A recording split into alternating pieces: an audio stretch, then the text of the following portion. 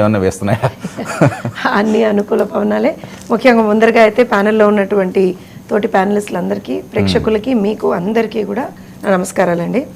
ఖచ్చితంగా గెలుపు దిశగా కూటమి వెళ్తోంది, అందులో డౌటే లేదు. నిన్న పోలింగ్ పర్సంటేజ్తో ఇంకా బ్రహ్మాండంగా అది ప్రూవ్ అయిపోయింది.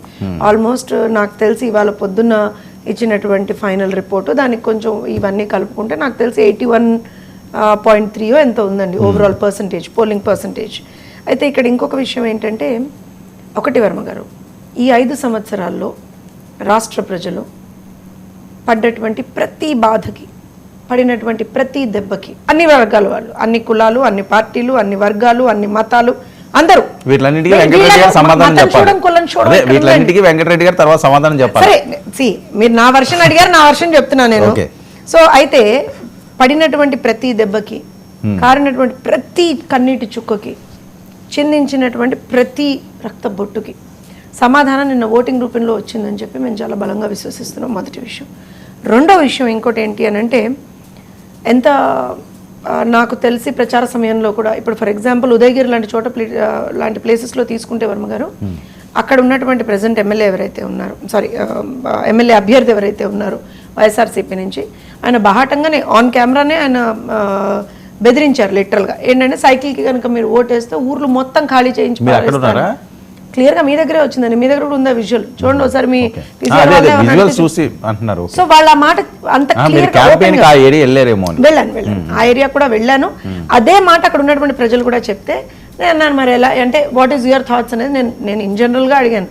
అడిగితే వాళ్ళు ఒకటే అన్నారు, అమ్మ బెదిరింపులకు బెదిరే రోజులు పోయాయి, భయపడే రోజులు పోయాయి, రాష్ట్రం బాగుపడాలంటే ఖచ్చితంగా కూటమి రావాలని మేము బలంగా విశ్వసిస్తున్నాం అనేది ప్రజలు చెప్పినటువంటి మాట. నేను ఆల్మోస్ట్ రాష్ట్రం మొత్తం తిరిగానండి, ఆంధ్రప్రదేశ్ రాష్ట్రం మొత్తం తిరిగాను. మీకు తెలుసు ఏ ప్లేసెస్లో క్యాంపెయినింగ్ చేసామో కూడా తెలుసు. సో ప్రతి చోట కూడా we have seen a difference in the public pulse. ప్రజలు చాలా చాలా అంటే ఒక స్ట్రాంగ్ డిటర్మినేషన్తో ఉన్నారు. ఖచ్చితంగా ఈ నియంతృత్వ ప్రభుత్వాన్ని దించేయాలనేటువంటి ఒక డిటర్మినేషన్ ప్రజల్లో అయితే మాకు కనిపించింది. ఇక్కడ ఇంకో విషయం, ముఖ్యంగా మనం ఒక విషయం మాత్రం మాట్లాడుకోవాలి వర్మ గారు. మహిళా ఓటర్లలో ఒక బ్రహ్మాండమైనటువంటి చైతన్యం. ఎందుకంటే నాకు తెలిసి అత్యంత బాధింపబడినటువంటి వర్గం మహిళలే ఈ ప్రభుత్వంతో. సో ఖచ్చితంగా అంటే అన్ని రకాలుగా ఇప్పుడు వాళ్ళ మీద దాడులు, మహిళల మీద దాడుల్ని చూసాము. అలానే మహిళలకి సంబంధించినటువంటి ఇష్యూస్, అది ఫైనాన్షియల్గా వాళ్ళని ఏ రకంగా మొత్తం బ్రేక్ చేశారు అనేటువంటి చూసాం, అన్నీ చూసాం. ఇప్పుడు ధరల పెరుగుదల కావచ్చు, లేకపోతే అన్ని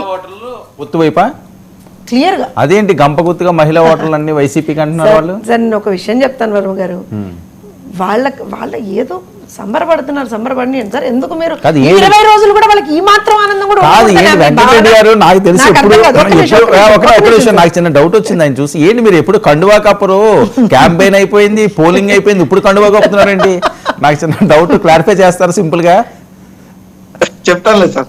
ఓకే ఫైన్. అయితే ఇక్కడ ఇంకో విషయం అండి, నిన్న పోలింగ్ రోజున మీరు అంటే నేను I'm just giving you the entire scenario. 5 సంవత్సరాల్లో ఏం జరిగిందో చూసాం, ముందర జరిగిన క్యాంపెయినింగ్ టైంలో ఏం జరిగిందో చూసాం, నిన్న పోలింగ్ సమయంలో కూడా ఏ విధమైనటువంటి దుర్మార్గాలకు వాళ్ళు ఒడగట్టారనేటువంటిది కూడా చూసాం.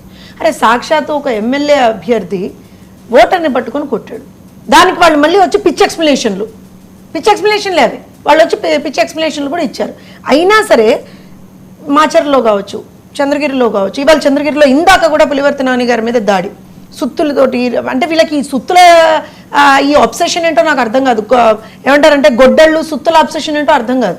అవు అంటే గొడ్డళ్ళు, లేకపోతే ఇప్పుడు మా పార్టీ ఆఫీస్ మీద దాడి చేసినప్పుడు సుత్తు, ఇవాళ పులివర్తి నాని గారి మీద దాడి కూడా సుత్తితోటే. అంటే ఎందుకు ఈ రకమైనటువంటి వీటికి రిజార్ట్ అవుతారో అది వాళ్ళకే తెలియాలి. కాకపోతే ఏం జరిగింది అని అంటే, మొత్తం నిన్న రౌడీజాన్ని అంటే ఇన్ని రోజులు చేశారు అనేటువంటి దానికి నిన్న క్లియర్ డిపిక్షన్ వచ్చింది. ఈసీ కంట్రోల్లో ఉన్నా సరే ఏ రకంగా నిన్న ఇవాళ కూడా ఇప్పుడు ఇందాక కూడా నేను చెప్పేది పులివర్తి నాని గారి మీద ఏ రకమైనటువంటి దాడి జరిగింది. సో ఈసీ కంట్రోల్లో ఉన్నా సరే వాళ్ళు ఏ రకంగా రౌడీజం చేశారు, గుండాయిజం చేశారు అనేటువంటిది బయటపడింది.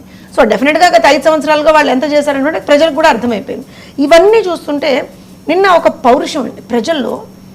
నాకు తెలిసి పొద్దున్న 6:30 నుంచే లైన్లలో నిలబడ్డారు ప్రజలు చాలా చోట్ల.